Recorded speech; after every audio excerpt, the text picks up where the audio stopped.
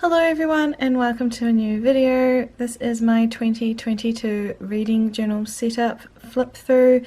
I have been working on this for a few days now and I'm really excited to be sharing it with you. It's been a long time since I've put anything on this channel simply because I haven't been putting my bullet journal as a priority, but in 2022 I hope that I can share more of my creativity.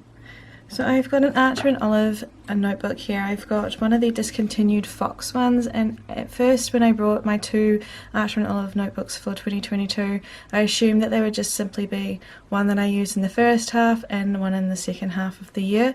However, this one's a little bit longer. It's one of the bigger size, 192 I believe pages, and I decided that I would turn it into my reading journal because I started reading again in July and I read quite a few books and have since then decided that I want to make sure that I am tracking it in the way that I enjoy.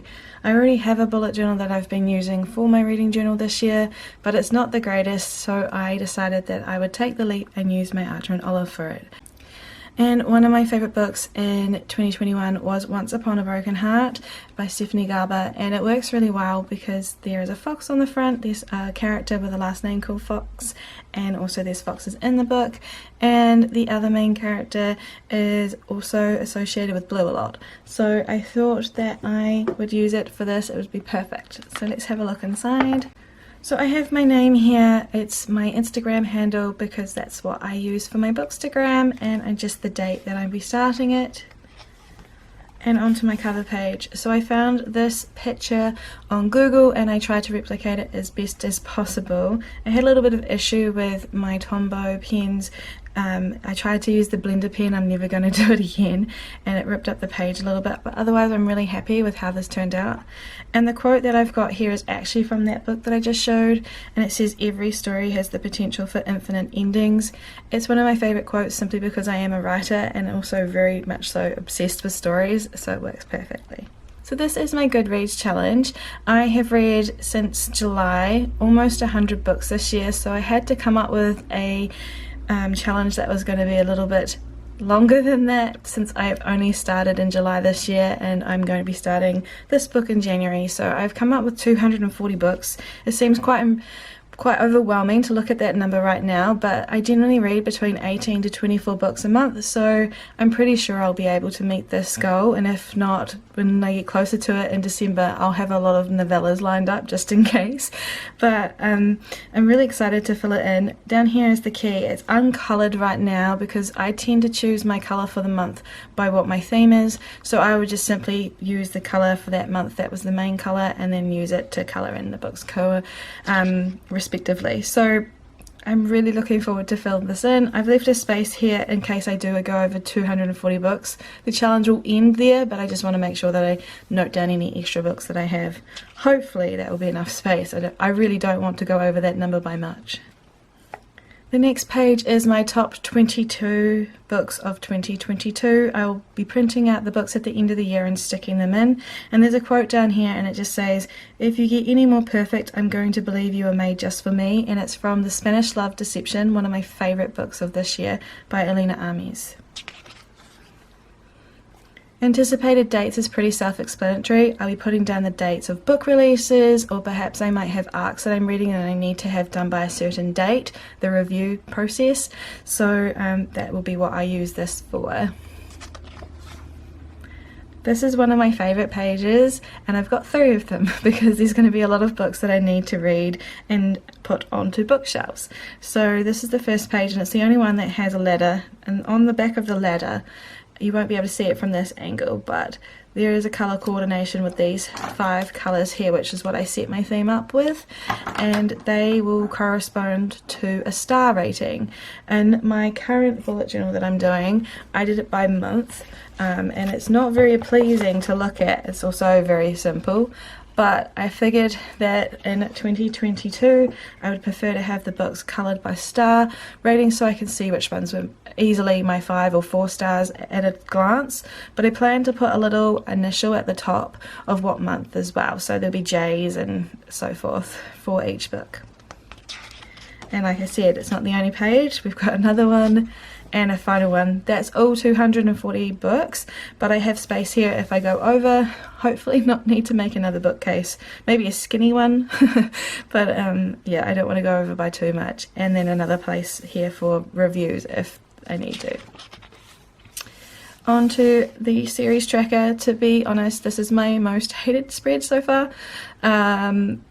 I wish I hadn't have put the line down the middle, but I had done it and it was too late to take it out. But I guess I assumed that I'd be reading a lot more series than this year, so I guess it would be a good idea to have extra space. My goal is just to put the name and maybe little check boxes for how many books are in the series and mark them off as I go. On my 2022 stats page, I've got a box for each month with the main things that I check each month for stats. So books that I read, physical, how many ebooks, how many I DNF'd, and how many I brought, which is kind of a scary thing to think about, that last one, because I have been on such a book buying frenzy. And down the bottom here I have further stats that I haven't yet finished putting together, and I think that I need to add a few more, and on here I've got extra space just in case for other ideas that I might have to track along the way. This page was the last one that I really put together because I didn't really know what I wanted to be on it, to be honest. These two pages here are pretty self-explanatory.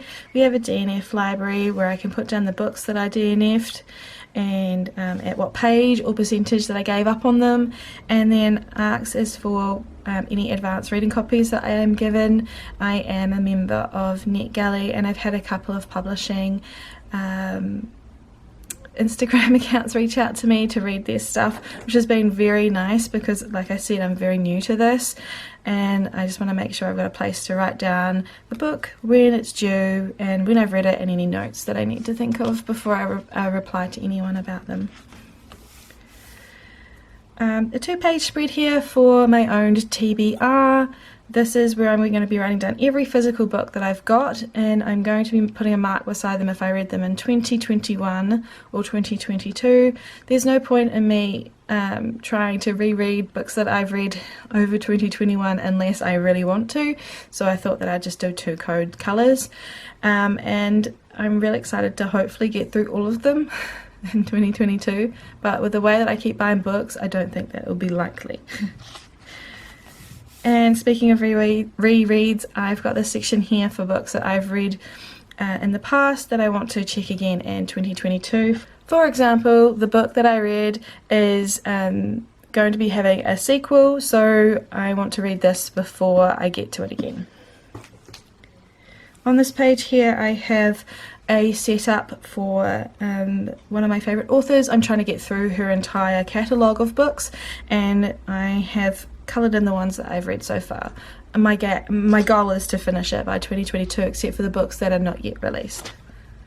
And the final 2 pages for my setup are A to Z challenge and 22 books in 2022. Pretty self-explanatory. I want to read a book with each letter in the title, so hopefully I'll be able to get that done. And 22 books that I really want to read during 2022. I have yet to decide on what they will be, but I will be jotting them down and sharing them in the future. And onto my January setup. So this is how my months will generally look each time. I have a cover page and my favourite read always on the front page, and this time around I've decided to add a quote from my favourite books, and this month I've chosen to do a quote from The Love Hypothesis by Ali Hazelwood. It was one of my favourite books this year, and I'll just continue that on each month. I did mess this up a great deal and it wasn't meant to be coloured in grey, but I'm kind of happy with how it's turned out now. And then my monthly view. So this here is for a social media tracker for my Instagram and any books that are coming in that month, anything I need to be aware of, the stats down here that I need to write down. And on this side I've decided to do a graph of how many book pages I read per day, or percentage, because a lot of my books are ebooks. So I haven't yet decided the colour coordination for that, but I will get to that in January. These 2 pages are the most used in each setup for each month. I have a list of 10 books that I want to read in that month that I will jot down, and the 6 prompts that I've chosen from my TBR jar, which is this. We just grab in, and as you can see, mood read would be one of the prompts if I chose that. My best friend and I use that jar, so it's going to be very exciting to see what we come up with in January. And finally, a reading log space. So this is where I jot down what I've read, the star rating, how many pages it was, just little stats along the way. And I generally use 2 pages, but I have yet to set that up. And on the final part, I tend to put like a collage of all the books that I've read, and this will be standard throughout my entire journal. I will probably share it along the way, but for now, this is what it will look like. Thank you so much for stopping by today. I hope that you've enjoyed my setup. I'm really looking forward to using this book, and I hope that you've enjoyed the inspiration that I might have given you to start your own.